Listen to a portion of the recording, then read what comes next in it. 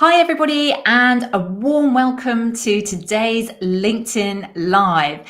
It's been a little while since we've been doing these, so I'm really excited to be back. And I have a guest expert with me today, Nicole Posner. Hello, Nicole. How are you today?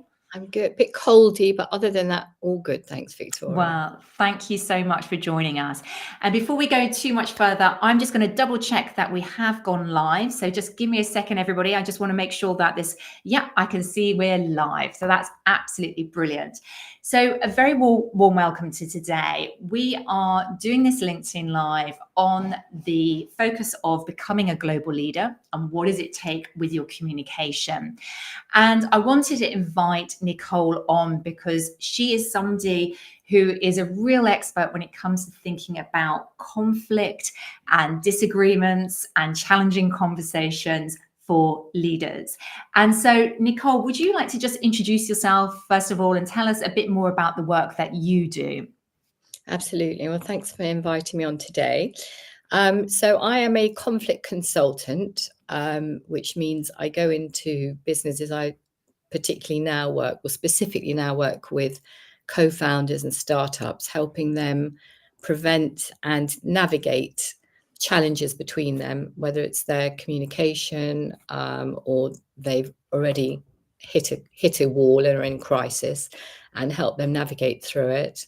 And my background, just a little bit, is I used to be a mediator, then an executive conflict coach, and now moved into this new area.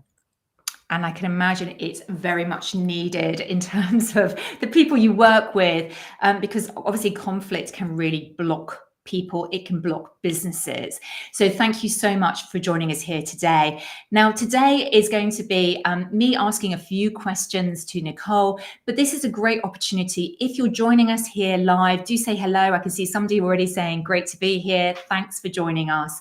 So if you're here, get involved. This is an interactive session, not just a recording. So feel free to write your comments, add your thoughts, maybe ask questions as we go along that you would like to ask Nicole. And even if you're watching this back on replay later on, you haven't missed your opportunity. Just tag myself and Nicole and we'll answer any questions that pop up here. We can always continue the conversation.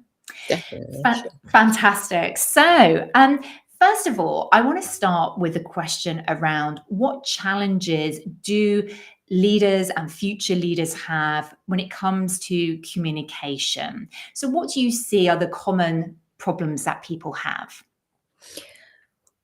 I think probably the most important one is people don't actually understand what communication is in its entirety. So it's not just having a conversation. Communication is the verbal, the non-verbals, behaviors, messaging, the way we respond to emails, the way we don't respond to emails, how we show up, our communication baggage, how we present ourselves. So when we are a leader, we're leading ourselves, of course, but we're leading a team. We need to be aware of so many different aspects of how we communicate. And I think that is one of the biggest challenges, that people don't understand. When they say communicate, they just think it's the words we speak. And I bet if you ask 10 people what communication was, they probably all say the same thing.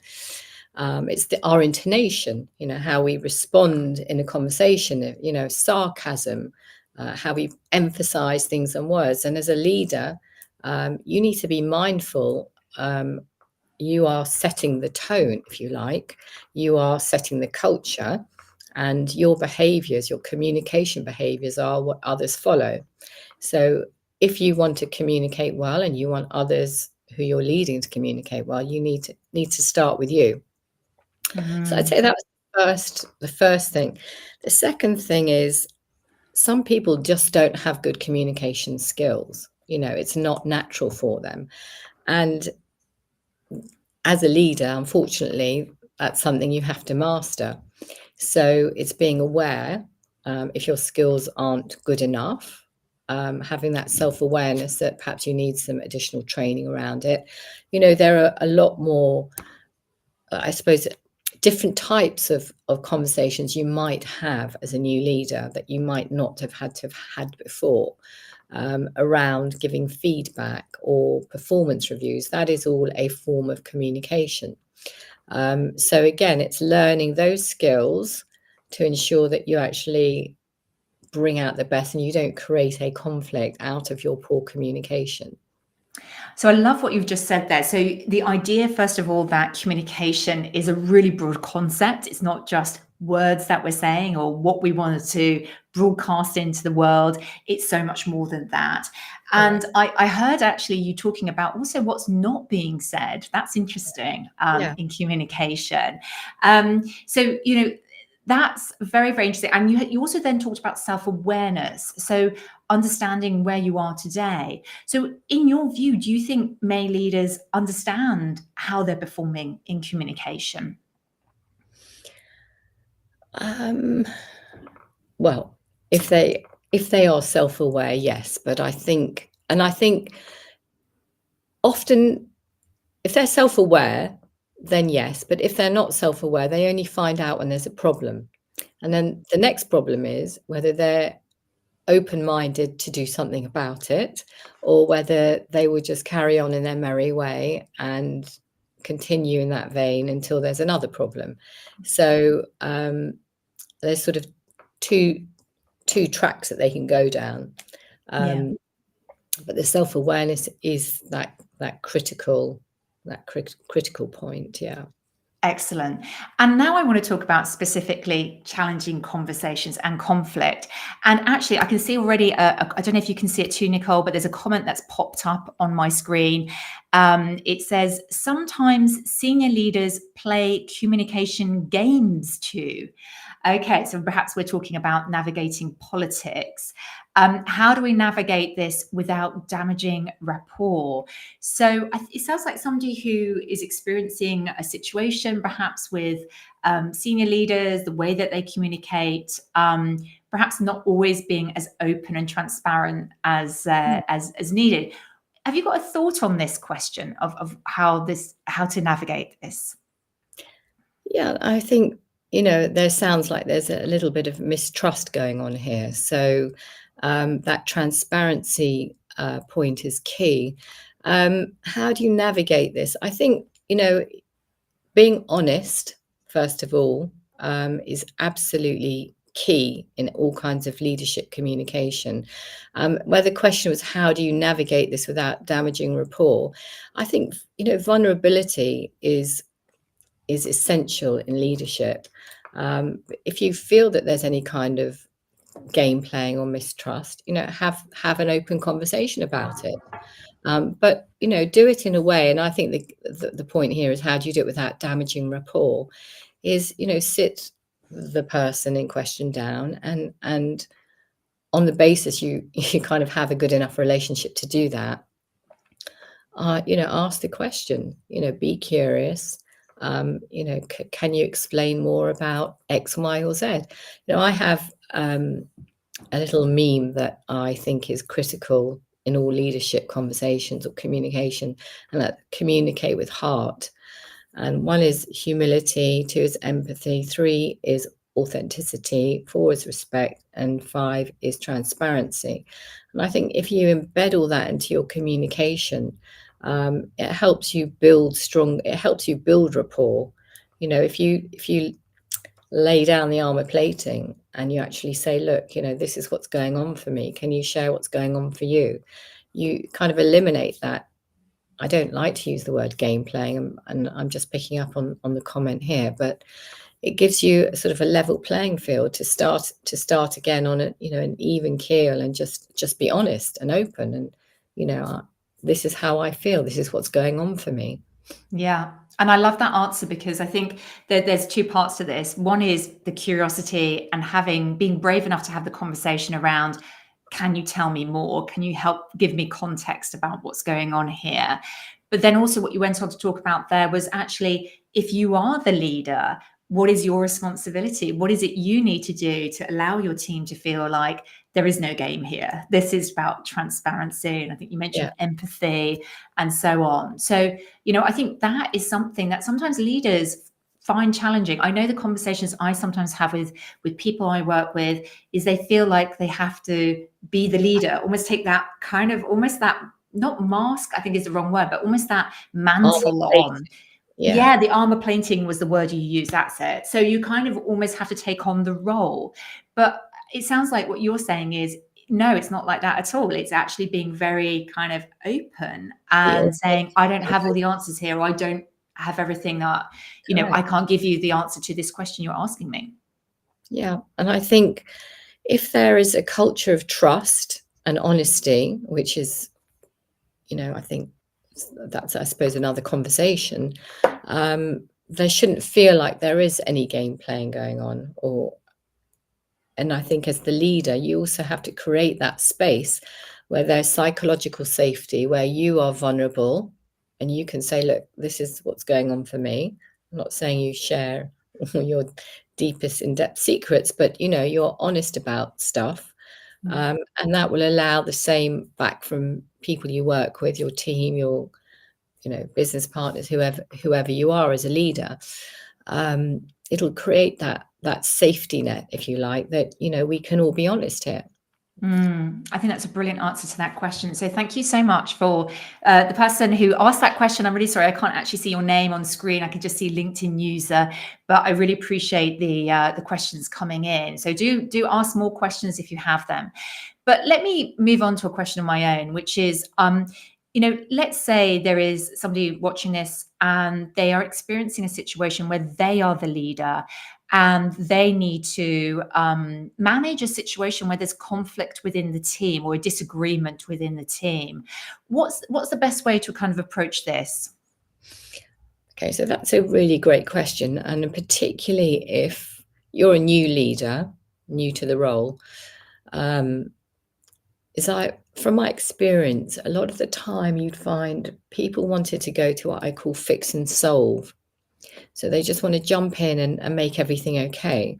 But they miss that big step, which is, and this might sound obvious, but it's not always obvious if you're not an experienced leader, which is make sure you have, I don't mean go on a witch hunt, but make sure you have a fact find, you get all your facts, all your ducks in a row before you have the conversation. So be curious, ask questions, find out what's really going on, rather than just trying to fix everything without really understanding what's behind the problem or the conflict.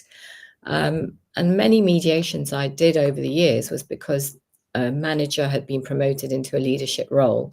And they didn't really know. They just, wanted to impress their leaders or their bosses and show that they dealt with that over there. But actually, they hadn't really. What they'd done is put a sticky plaster on it, and nothing had really been resolved. And people just sort of walk away, still feeling hurt or unheard or not noticed or whatever it is they're feeling. So that, I think that's the first thing is, curiosity. Make sure you ask questions and don't just jump in there and try and sort stuff out. And listen. Listening is I think a superpower. And if you give people time to be heard, that often is enough to diffuse a conflict anyway, because sometimes people will be going at each other like this because no one's heard their point of view or listened to what they were saying, or they've been taught, someone's talked over them or not heard their opinion, or they've not been given a chance to come to a meeting and share what they think is important. So, giving people that opportunity to be heard is really key as well, really important. Why is listening so difficult?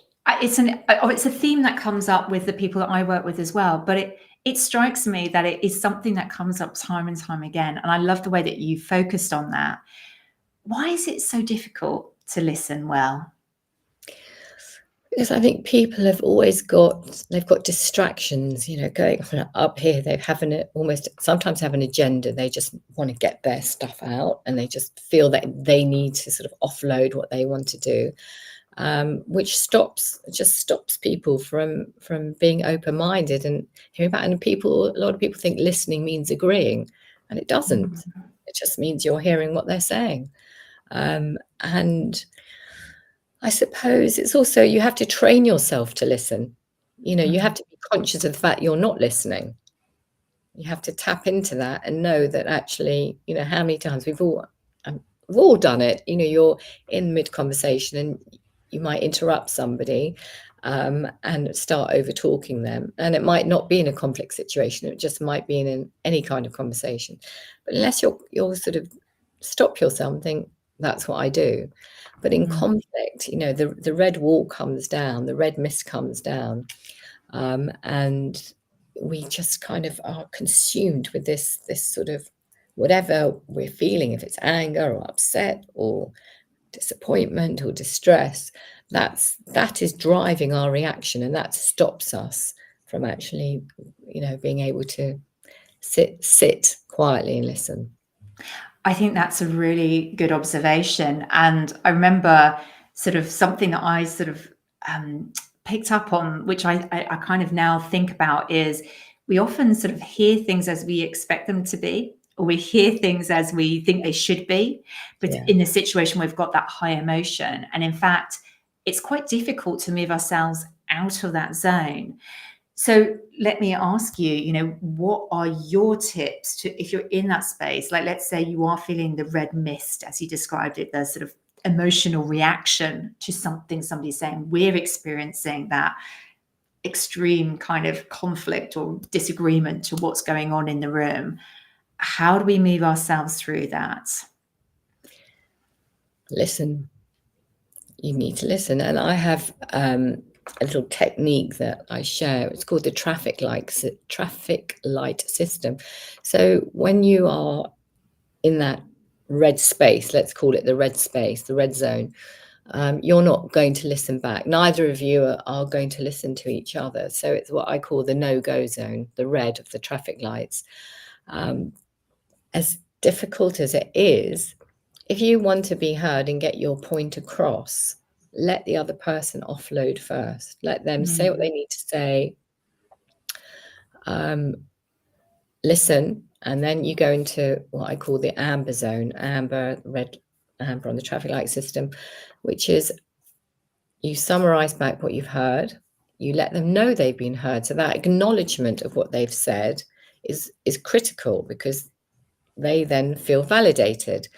I've heard what you've said. I understand you're saying, I understand that, but you're not giving an opinion. You're just acknowledging what they've said. And that will then diffuse. So when someone feels heard, they automatically relax a little bit and they calm down a little bit.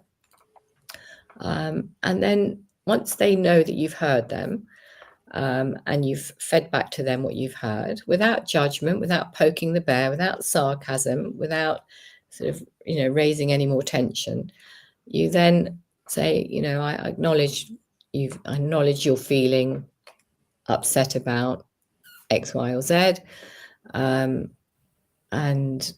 without using the word but, may I share? So ask for permission. Green, we're now in green zone. May I share with you what's going on for me, rather than bombarding them back, and that means what's happening is, if you can imagine when you're in conflict normally, it's like you're saying this, and then you're saying that, and you're coming back with that, and you're coming back with that. And then, but in this, what you're doing is you're actually lowering the tension. So you're bringing yourselves both back into a calmer state where you're more inclined to listen. I love that. Yeah, it's a good little step. Yeah. I love that. That's really very practical, Nicole. So thank you so much for that. So that a traffic light system, the red, moving from red to amber to green. And I absolutely agree with you, by the way, how problematical the word but can be in these situations. A small word, but can really create escalation of the Yeah. conflict rather than diffusing. But I really liked how you shared there the green part, which is, may I share my perspective on this, or how I'm experiencing this? I think that's a really interesting invitation or question to then almost sounds like asking permission, but it's effectively softening the tone of then your opinion. It's Fantastic. psychological agreement. It's actually psychological agreement. They, without realizing, they are actually allowing you. They've given you psychological agreement to share. Doesn't mean they're ever going. It doesn't mean they're definitely going to listen, but they have. It's that slight twist, where in their thought process, where they are agreeing, which does change how they think about things. Interesting. So it gets the yes reaction, because it obviously would be unusual to say no in that situation. Nicole, this is fantastic. I mean, I don't appreciate it. It's sort of 20 minutes in, but we've kind of really covered a lot already. I'm going to just check in and see. I can't see any other comments or questions right now, but if you are sort of listening and watching live, want to add a question for Nicole, this is your point to do this as well. But what I've heard you sort of share here today, Nicole, already is how important the listening piece is, to recognize that communication is more than just the words, that there's so much depth to what we mean by communication, and some really practical tips around moving through conflict, whether that's managing the conflict of others or managing conflict that we're experiencing ourselves. Is there anything else, any final tip or final sort of thought you want to sort of leave people with in terms of, if you're becoming a global leader, how do you manage these challenging conversations better? I think if I said maybe my sort of 3 little best tips would be always have a goal for the conversation, always know what you want to get out of it, whoever it's with, and prepare yourself, be prepared.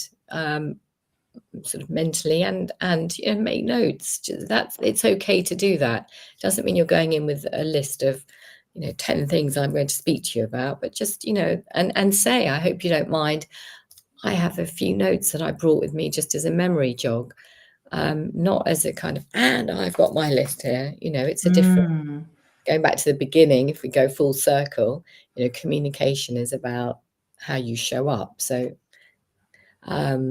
and then, again, the curiosity, always be curious, and perspective.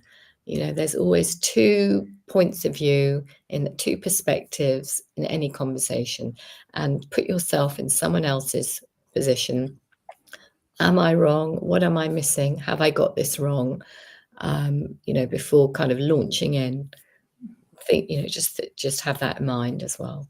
Amazing. Now I can see a couple of final questions have popped in. Are you okay to just for us to go through those? So one person has said, is it good to rise to a conflict sometimes to clear the air? So almost the idea of going into it with the intention of, I suppose, moving the energy on. What do you think about that? Absolutely. I think it's always good. Interestingly, to go into a conflict sometimes to clear the air, I think I would perhaps reposition it as to go into a challenging conversation, because the word conflict is quite confrontational. If it's done, the key here is it's about the approach. And I know when we had a conversation on your podcast last time, we did talk about this point. It's about how you approach it. What you want to get out of it. Good things come out of conflict or difficult situations, and then you can move on, and you can repair your relationship, or certainly try to get it back on track. So 100%. But the word, when this comment about to rise to the conflict, I would say more, I would just be careful about, rather than rising to it, but I would engage in it in a difficult conversation in order to clear the air, rather than rising up and meeting someone where they are. I would approach it in a more gentle way. I think that's brilliant. That the nuance of the words really matter here Yeah, in this kind of situation. yeah, And I get what you're saying there. It's better to almost have that conflict, but to move on rather than to yeah, suppress it and let it correct. Yeah, maybe keep going. yeah. Brilliant. Thank you for that answer. I hope that helps that person who answered that question. Thank you so much for raising it. Ruby, I see you online. Thank you so much for your question as well. I don't understand why people don't reply to an email. Mm. So that's an interesting one. What do you think, Nicole? What's going on there? Well, there's always a number of reasons. I mean, the first is, you know, even if you don't have time to reply to an email, if it needs a long response or a detailed response, um, what people tend to do is think, "Oh, I'll leave that for tomorrow or next week." And all you need to really do is actually just say, "Noted, received, thank you. I will get back to you tomorrow. I need some time for this." But some people think, "Oh, I will deal with that," and it's so you have two issues going on. The person who is waiting for the response is getting annoyed, or Mm, they're waiting, or they need an urgent response. Um, some people are much slower at replying, and some people, and it's going back to the point we made earlier. Not replying to any kind of communication is a message in itself. It's mm, saying, well, you're not that important to me, or there are other things that are taking priority.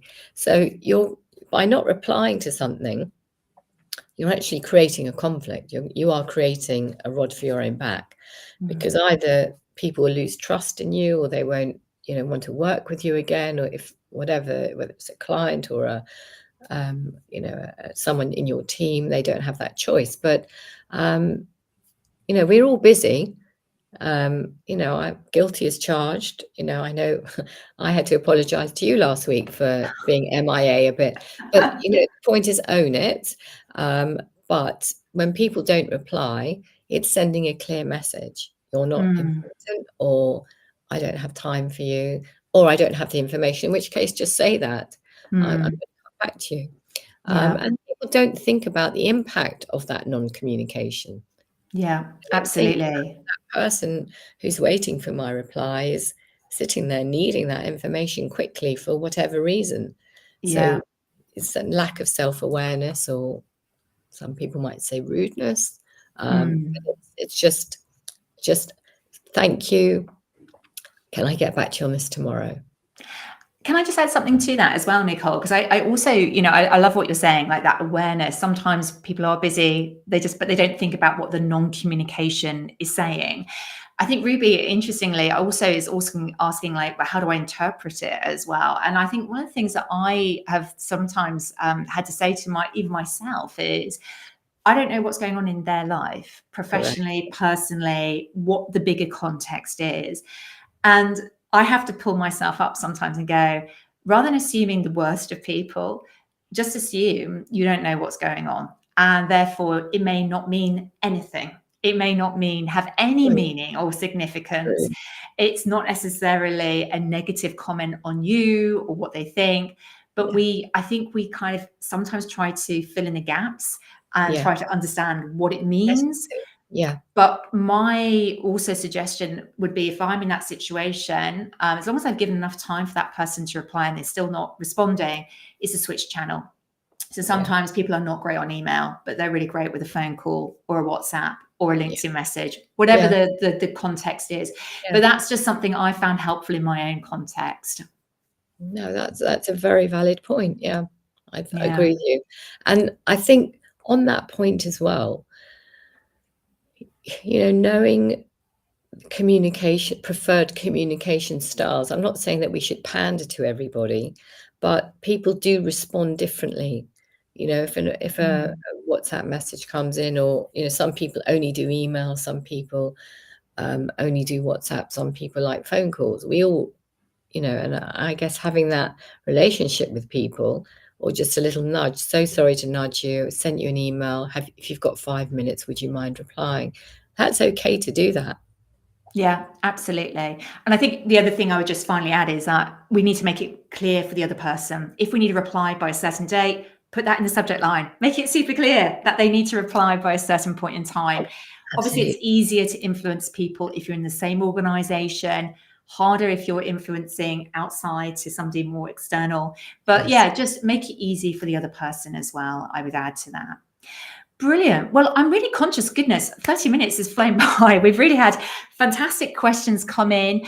I think we're going to sort of be slowly wrapping up, but if you do have further questions, please don't worry, just add them to the comment stream, tag myself and Nicole. Nicole, if that's all right, we can always add further answers or add any kind of comments. But before we all finish up, I think there's two things I'd like to do. First of all, Nicole, if people want to find out more about you and what you're doing in the world of conflict and how you can help people, what is the best way for people to follow, connect, talk to you further about this? I mean, the best places to find more about me is on LinkedIn. My new website is literally about to go live in the next couple of weeks. So it will be, I know I've been talking about it for ages, it will finally be there. But for the moment, LinkedIn is the best place, and all my contact details are on there, or just hop me a Amazing. message. Yeah. Brilliant. So find Nicole Posner over on LinkedIn. And then finally, just to wrap up, this is part of what I'm also sharing at the moment. So Becoming a Global Leader is a training that I'm doing next week at the time of this live.